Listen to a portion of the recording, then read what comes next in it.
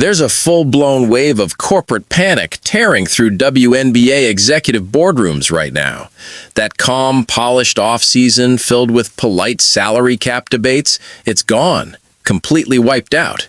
In its place, the league office has come down hard, launching what may be the most intense and mathematically unforgiving countdown in the history of professional women's basketball. Welcome back to the real side of the game, where narratives don't matter, emotions don't matter, and hype doesn't survive. This is about leverage, cap space, contract timing, and cold, calculated decisions that can reshape an entire conference overnight. The WNBA has just pulled back the curtain and released a set of internal logistical moves that could permanently alter the balance of power in the Eastern Conference. For months, teams operated under a false sense of security, almost frozen in place. All attention was locked onto the ongoing collective bargaining agreement negotiations, creating a dangerous illusion that there was still time to plan, to negotiate, to control outcomes. Now, that illusion is shattered. No team felt that comfort more than the Indiana Fever. Their front office believed they had the luxury of patience, time to carefully manage their cap sheet, to negotiate strategically with key free agents, and to shape their future on their own terms. But that confidence is now looking like a massive miscalculation, because the league didn't just adjust the timeline. As you guys can see here, WNBA Communications. The WNBA Expansion Draft 2026 presented by State Street Investment will be taking place on April the 3rd on ESPN. Oh, let's go. So, the WNBA 14th and 15th franchise. Now listen carefully to the cold, final weight of that league announcement, because this is where everything changes. April 3rd is not just another date on the calendar. It is a hard corporate deadline, the trigger point for one of the most volatile and destructive mechanisms ever introduced into modern professional basketball. The expansion draft is officially locked. Two new power players, the Portland Fire and the Toronto Tempo, are no longer theoretical concepts. They are fully operational, building out multi-million-dollar war rooms as we speak. And make no mistake, these are not traditional budget-conscious franchises easing their way into the league. These are aggressively funded operations backed by billionaire ownership groups, entering with completely clean salary caps and a singular, ruthless objective: immediate competitive dominance. They are circling the league. Every one of the existing 13 franchises is now exposed, but none more so than the Indiana Fever. Let's break this down without emotion, just pure mathematics. An expansion draft is not a negotiation, it's a forced sacrifice. League rules make it crystal clear: no franchise can fully protect its roster. General managers are legally required to expose valuable assets, proven, productive players to the open market. You are, in effect, placing pieces of your own championship infrastructure on display, knowing they can and likely will be taken. That's where the psychological pressure begins to fracture locker rooms, because this isn't just strategy, it's survival. And right now, the Indiana Fever are sitting in the most dangerous position of all. They control one of the most explosive and commercially valuable offensive ecosystems in the league. But value doesn't equal security. Protection slots are limited, and the decisions become brutally binary. There are two names that are completely untouchable: Caitlin Clark, the face of the franchise, a billion-dollar-level engine of visibility, revenue, and offensive production.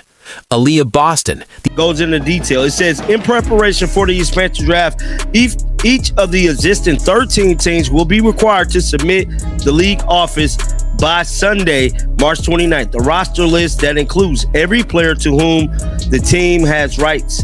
Players on the team. Now focus on the real pressure point, because this is where the situation turns from difficult to outright ruthless. March 29th is the true deadline, not symbolic, not flexible. It is the non-negotiable moment when protected lists must be submitted. From that second forward, every consequence becomes irreversible. That gives the Indiana Fever front office roughly 96 hours to make decisions that will define, not influence, but define their entire championship window. This is not basketball strategy anymore. This is asset liquidation under pressure. Every player on the roster must be stripped down to pure value. Efficiency, scalability, contract weight, lineup synergy. No sentiment, no loyalty, just numbers. Here's where the math becomes vicious. If you choose to protect Kelsey Mitchell, an elite but high-usage scorer, you risk exposing the connective tissue of your system. Players like Lexi Hull or Sophie Cunningham, who bring defensive versatility and off-ball efficiency. If you prioritize spacing and perimeter balance to maximize Caitlin Clark's tempo and gravity, you may be forced to surrender a secondary scoring engine with zero return. There is no version of this where you win cleanly. This is a controlled loss scenario. What matters is minimizing irreversible damage. Because the expansion teams, the Portland Fire and Toronto Tempo, aren't here to make mistakes. They're not taking aging contracts or low-impact bench players. They're running advanced models to identify undervalued, high-efficiency contributors, the exact role players that hold the system together.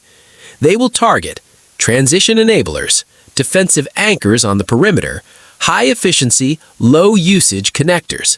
In other words, they will hunt the exact players Indiana cannot afford to lose. One miscalculation, one protection slot used on the wrong profile, and the Fever could watch their depth, their chemistry, and their tactical identity get stripped overnight. And they have to make these decisions in a completely distorted environment. While major networks avoid the harsh reality of expansion math, opting instead for safe, polished narratives, the real moves are happening quietly, behind closed doors. No leaks, no distractions, just execution. One of the main... Wait, can I get you to say something without spilling the... all I know is when they come out, they are going to be incredible. Incredible. That's all I can say. That's all I can say. Everybody who's been anxiously waiting, anticipating. Listen closely to that exchange and strip away the surface-level broadcast polish. What you're hearing isn't casual hesitation, it's controlled restraint. Ryan Ruocco is not just any commentator. He's a deeply connected national voice at ESPN, someone who operates within tightly managed information channels. When a figure like that pauses, recalibrates mid-sentence, and deliberately avoids specifics, it's not uncertainty, it's compliance. He knows more than he's allowed to say. And that's the key distinction. Because the moment he approaches the topic of Nike and a potential signature product tied to Caitlin Clark, he's no longer just discussing a shoe.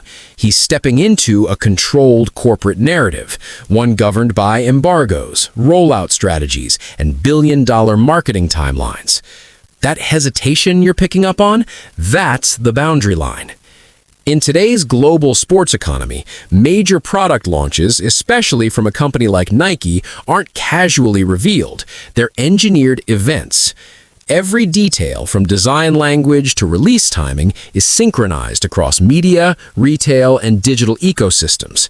Information is intentionally withheld to build pressure in the market. Anticipation becomes part of the product itself. So when Ruocco avoids specifics, it's not fear in the emotional sense, it's awareness of consequence. Breaking embargoes, even slightly, doesn't just leak info.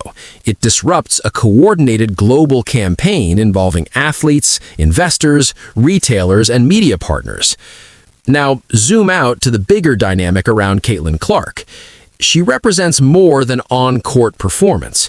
She sits at the intersection of performance, visibility, and commercial scalability. See this landmark deal come together. I mean, it's really incredible. And when you think about the years, I think we've talked about this a lot. This fighting's been going on for so long. I mean, we talk about 30 years of the WNBA, being the best, women's basketball league in the world. And this whole time we've just been fighting to be paid like it and to be treated like it. And for a lot of the players that played before me, our generation, this new... Now, take a step back and really process that soundbite, because it's not just a quote, it's a clash of narratives. When Diana Taurasi speaks about the new collective bargaining progress, she's representing the perspective of players who spent decades building the league under far less favorable conditions. From her vantage point, the current financial growth didn't appear overnight. It's the result of long-term persistence, labor negotiations, and incremental progress that often went unnoticed. But here's where the tension enters. The modern surge in attention, driven in large part by figures like Caitlin Clark, has undeniably accelerated the league's commercial momentum. Ticket demand, television ratings, and sponsorship conversations have all intensified in a very short window. That kind of rapid growth creates a powerful perception shift. It feels like a sudden explosion rather than a continuation. The reality sits somewhere in between. Veteran players helped stabilize and sustain the league through years of lower visibility and financial constraints. New generation stars are amplifying the product at a scale that is attracting unprecedented attention and revenue. Those two forces aren't mutually exclusive, they're layered. What you're reacting to isn't just one statement, it's the friction between legacy contribution and present-day impact. That friction often shows up in public conversations as disagreement over credit, especially when the financial stakes suddenly rise. Now, shifting back to the immediate pressure point, the expansion draft. The Indiana Fever are in a genuinely difficult position. This isn't about narratives or personalities, it's about constraints. Limited protection slots, multiple valuable rotation players, and 2 new expansion teams with full flexibility and clear intent to compete. Once you lock in foundational pieces like Caitlin Clark and Aaliyah Boston, the remaining decisions become trade-offs. Protecting scoring, defense, spacing, or versatility, each choice exposes something else. That's the real pressure. Not chaos, not conspiracy, constraint.